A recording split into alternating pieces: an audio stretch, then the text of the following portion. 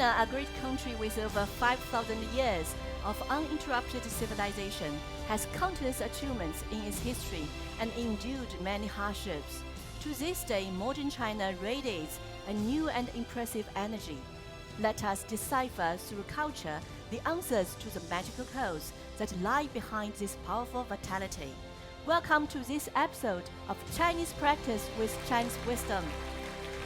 Today, the cultural code we are exploring is pursuing common good for all. What kind of spiritual trait is this within Chinese culture? We have invited Jonathan Schultz, British expert in Chinese culture, and Australian TV host Cameron Anderson to join us for a discussion. Jonathan and Cameron, welcome to our studio. Thank you very much. Welcome. Thank you very much. Jonathan. Welcome, Cameron. Please take a seat. Thank you. In another studio, we have also invited other three guests.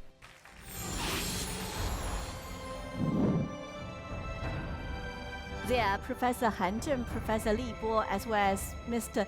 David Ferguson from the United Kingdom. 大家好。大家好。 Over 100 young people from home and abroad are also present as our audience. Before we start today's discussion, let's watch a short video. I think the qualities and the spiritual values that Chinese have, I think main thing I admire, they have the kind of sense of duty. Chinese people are very good. They like to share things. They love their neighbors. There's a saying, unity is a power. Over 1 billion Chinese people are very united in their own goals and life. Trong công việc cũng như cuộc sống thì người ta có những cái đức tính về tính đoàn kết, tính tập thể rất là cao. Estas ações da China com os vários países em desenvolvimento, dá para perceber que é de facto interesse da China em fazer esses países crescerem para chegarem ao nível de desenvolvimento que a China tem atualmente. In the short video just aired, many people mentioned a common impression of the Chinese people, which is that they have broad minds, are united, and possess a strong collective consciousness. In fact, this aligns with the traditional Chinese concept of pursuing common good for all. Actually, it's interesting. As a travel show host, I've seen those characters written in many places around China. And I think it was Sun Yat-sen, and he wrote it. Even in Nanjing, also displaying it, right? Yeah, as far as I know, this idea of pursuing common good dates back to Confucius, as far as I know. A few years ago, made a film in Shandong, which was loosely based on the life of Confucius and his ideas. And I believe that in this book, the Book of Rights, Right. That is where he first introduced this phrase, pursuing common good for all. Jonathan, you truly have a very deep understanding of China. Indeed, this phrase comes from Confucius. Let's see how we write the ancient saying of pursuing common good for all in Chinese.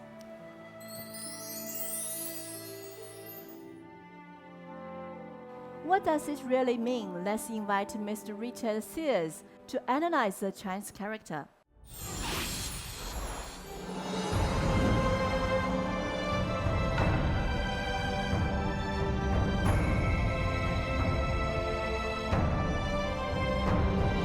Hello everyone, I'm Monk Richard Sears. I started to learn to read and write Chinese at the age of 22. Ancient Chinese characters, hidden within them, were the codes to understanding their meaning.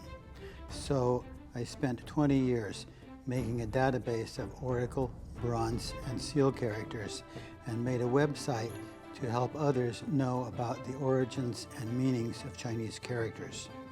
Today, I want to talk about the character Gong in the phrase Tianxia wei Gong, which means pursuing a common good for all.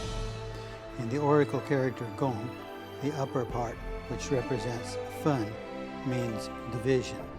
The lower part signifies Gong You, which means collective ownership. The original meaning of Gong was collectively owned items. In the bronze character, the lower part was written as si, indicating the opposite of si, which means private ownership. Pursuing a common good for all means the world belongs to all, not just to a single person. Just now, Uncle Hanzi explained the origins and evolution of the character Gong in the phrase pursuing common good for all. So I'd like to ask both of you if you know any Chinese common sayings that include Gong. Yeah, so like 一心为公, or you've got like 开诚布公. My favorite is 公事公办. I see. Right. So yeah, there's a lot, but I mean it's so hard. I think there's countless numbers of words that can be used with that word. I mean it's. Yeah, Jonathan, can you speak Chinese? Unfortunately not. I mean, I'm learning a lot today here, but yeah, I don't speak Chinese, I don't write Chinese, I don't know really about how these phrases are all written down, but I do know that there are many concepts that date back for millennia about improving society, how you can make society a better place, about serving the public and forgetting your own private interests. And these are all deeply ingrained into Chinese culture. That's right. You can see how deeply rooted the idea for the common good is in China. So under what circumstances did Confucius propose the idea of pursuing common good for all? Let's take a look at a reconstruction.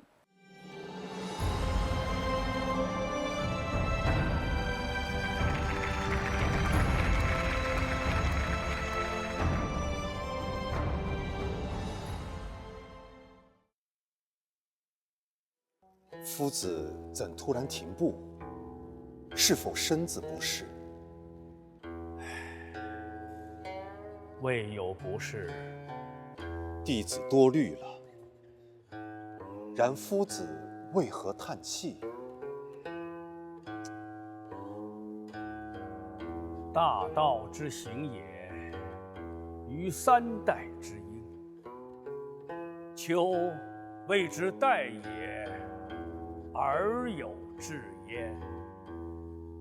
往事难追。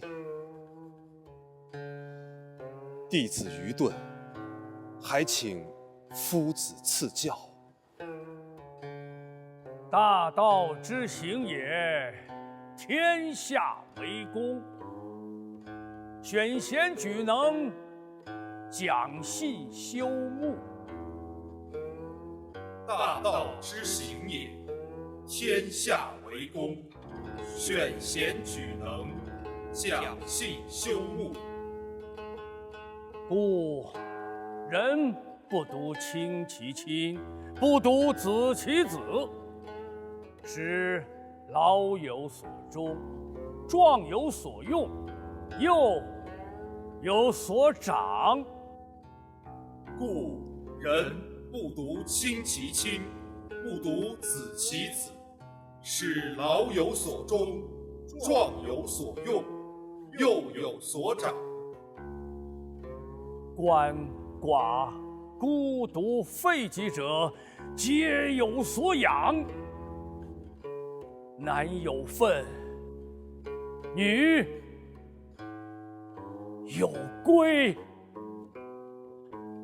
鳏寡孤独废疾者，皆有所养。男有分，女有归。弟子必将铭记于心。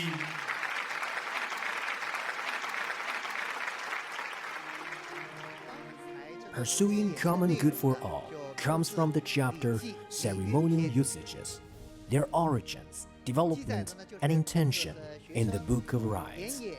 It records the moment when Confucius and his disciple Yan Yan participated in the Grand Harvest celebration ceremony in the state of Lu. After leaving the ceremony, Confucius lamented that he couldn't live in the ideal society of the ancient dynasties. Even though he deeply longed for it, what was the reason for Confucius' yearning for that era? A just cause is pursued for the common good. During the time when this just cause was practiced, people pursued the common good, not exclusively the good of specific families or clans. What Confucius talked about was a response to the social reality of the collapse of rituals and the decay of music during the spring and autumn periods. It was a reflection on the imagination of an earlier era, the time of Yao and Shun, where our ancestors lived and worked together, and all activities were conducted for the common good rather than for personal gain. It was a vision of a world where everything belonged to everyone, shared by all, and governed collectively. Virtuous and capable individuals were selected to manage societal affairs, ultimately aiming to achieve the beautiful vision of a world of great harmony. This is the profound essence of the phrase, pursuing common good for all. I became aware that it is fundamental to Confucianism. And it's a concept that has run as a thread through the whole of Chinese society ever since the time of Confucius, all the way through the dynasties. Thank you for your insights. The image on the big screen is a rubbing of a portrait from a Han Dynasty break. The scene portrays Yao, an ancient tribal leader who did not pass down the leadership position to his son in line with hereditary succession, but instead passed it on to a worthy and wise person chosen by all, Shun. Have you heard this story? Yeah, I actually have, and I think this is a great depiction. I think it can be understood not just within China, but the entire world. It also shows that this historical scripture was written down and immortalized so it can be passed down for generations, and it reflects the importance of this to this day, that we shouldn't forget our roots. The world belongs to the people of the world and not just one family or a clan. And I think that fits in nicely with today's concept as well. This isn't a really old story of this whole idea of pursuing common good for all.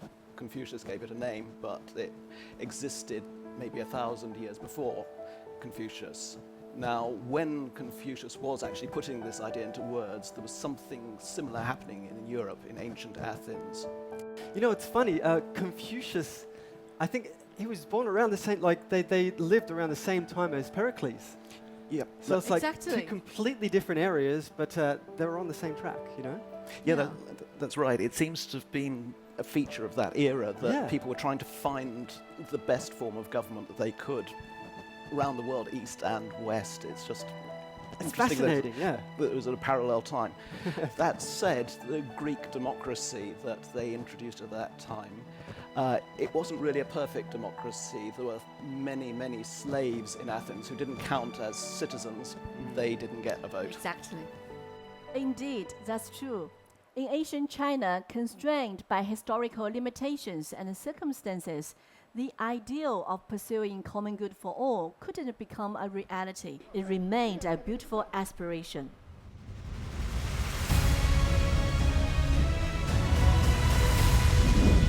In modern times, pursuing common good for all once again became a crucial ideological resource for the Chinese people to think for the future of their country and nation. Now let's watch a short video about this.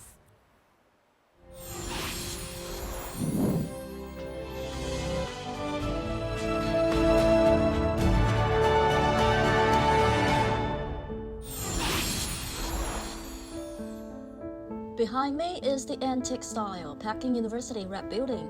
At the end of 1918, Li Dazhao, then director of the Peking University Library, and Mao Zedong, then assistant librarian, both worked here. How would the idea of pursuing common good for all in China's excellent traditional culture spark with Marxism, which had just been introduced into China at the time? Let's go inside and explore. In December 1918, Li Dazhao wrote the article, Comments on the State and Youth Here. According to research, this article was an important work in which Li Dazhao connected the Marxist theory with the idea of great harmony. Let's keep walking this way. Here used to be the reading room of Peking University Library. In the autumn of 1918 to spring of 1919, the young Mao Zedong worked here. Later, when recalling this experience, he said, "In Beijing, I met a great person, Comrade Li Dazhao. With his help, I became a Marxist. He was my true teacher." This building full of history and revolutionary feats witnessed how the advanced Chinese intellectuals of that era combined Marxism with China's traditional ideas of pursuing common good for all and great harmony, embarking on a great journey forged in blood and fire.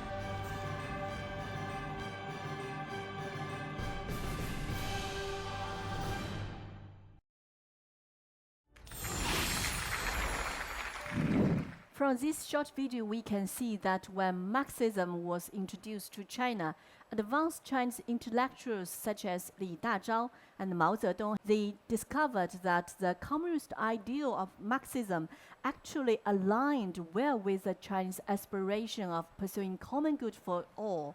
That has been cherished since ancient times. What are your thoughts on this video?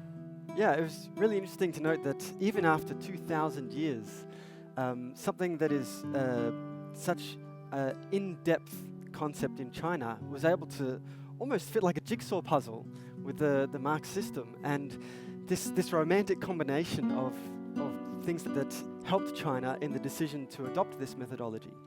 You know, because you have Marx, you know, from each according to his ability, to each according to his needs, the Marxist approach, and then that fits quite nicely with the Great Harmony Society. Yeah, well, I'm not an expert in political history, so you have to accept that at the beginning before I say anything. But as I see it, Marxism seems to have come along at the right time to flourish in China. Right. The early 20th century, when all this was happening, was a difficult period all over the world.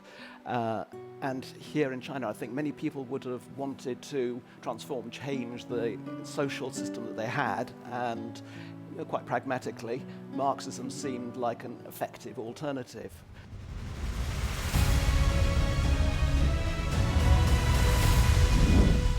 From the inception of the Communist Party of China, the party has been gradually realizing the ideal of pursuing common good for all through the revolution and construction of the new China. Entering the new era, the CPC has merged the concept of pursuing common good for all with its fundamental principle of wholeheartedly serving the people, the ground ideal of communalism, and the international responsibilities of a major party and nation. Forming the worldview of the new era, I'd like to bring you the story of Chinese hybrid rice traveling across the oceans.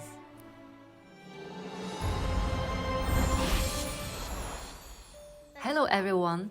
The 20,000 banknote I'm holding is Ariary, Madagascar's currency. On its back is printed the hybrid rice of China. Madagascar, with a population of 28 million, has a rice planting area of 1.5 million hectares, accounting for more than half of the national crop planting area, making it an important rice exporting country in Africa. However, due to the lack of new varieties and the new technologies of fine rice, outdated agricultural infrastructure, low rice production and high population growth, the former granary of the Indian Ocean had to import 200,000 to 400,000 tons of rice every year to feed its people. Since the launch of a hybrid rice demonstration center project in Madagascar in 2007, the team led by academician Yuan Longping has made hybrid rice take root in Madagascar. At present, hybrid rice has been planted in Madagascar over an area of 50,000 hectares, with an average yield of 7.5 tons per hectare and a maximum yield of 12 tons per hectare. By realizing the development of the whole industrial chain of hybrid rice breeding, seed production, planting, processing and marketing, Madagascar has become the African country with the largest hybrid rice planting area and highest yield.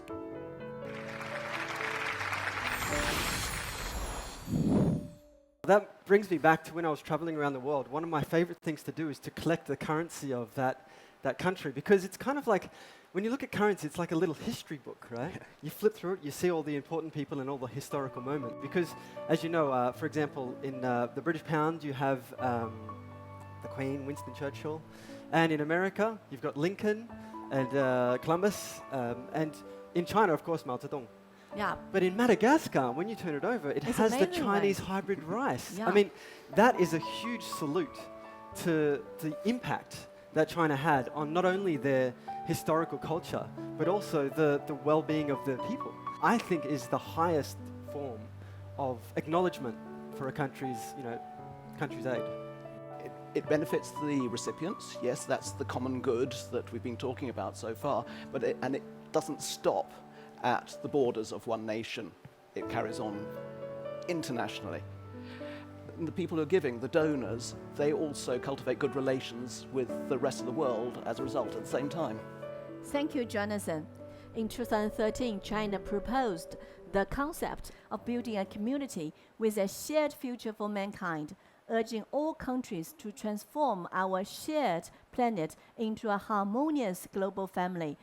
China, guided by the concept of jointly building a community with a shared future for mankind, becomes increasingly active in international affairs, using practical actions to implement the new era's vision of pursuing common good for all.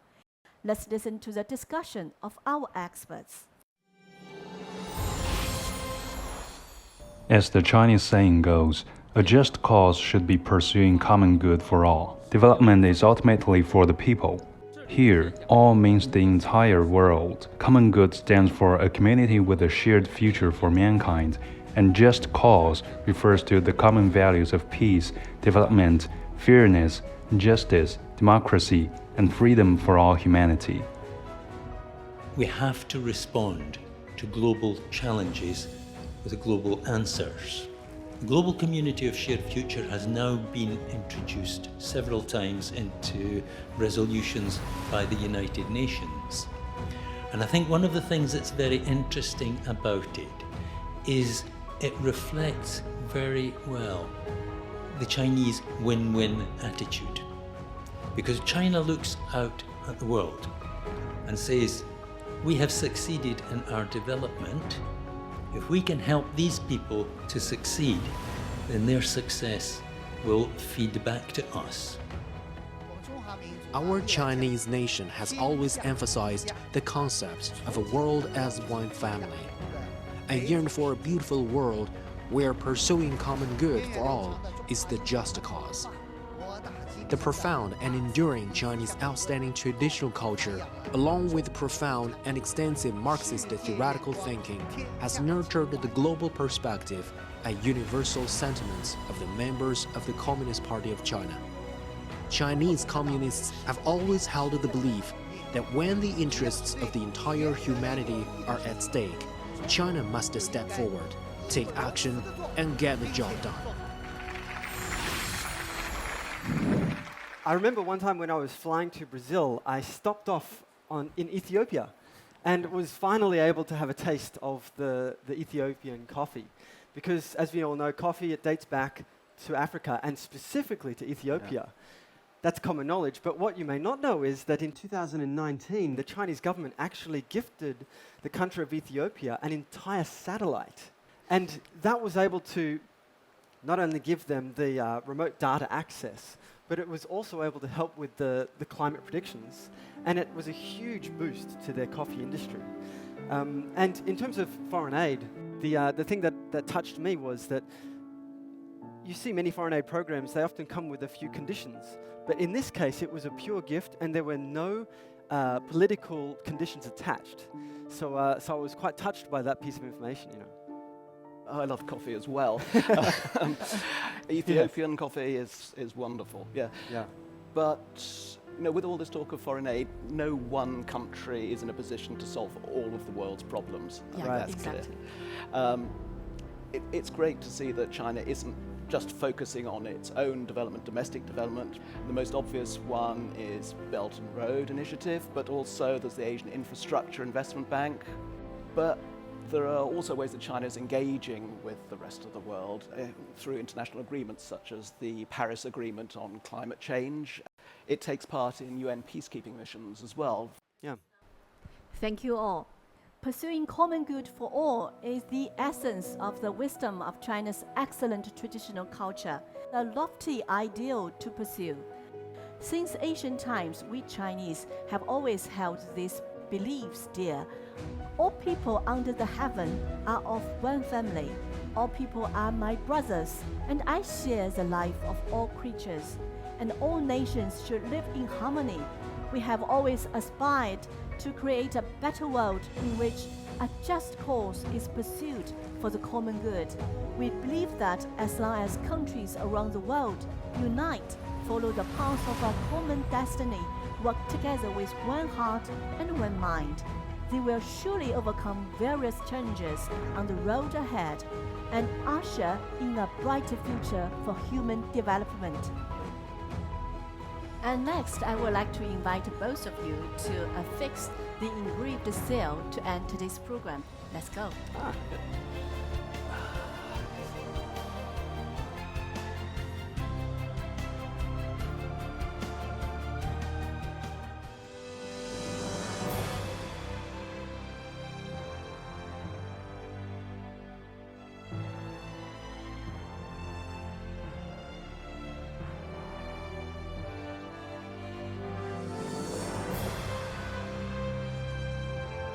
Thank you for watching Chinese Practice with Chinese Wisdom. Bye for now.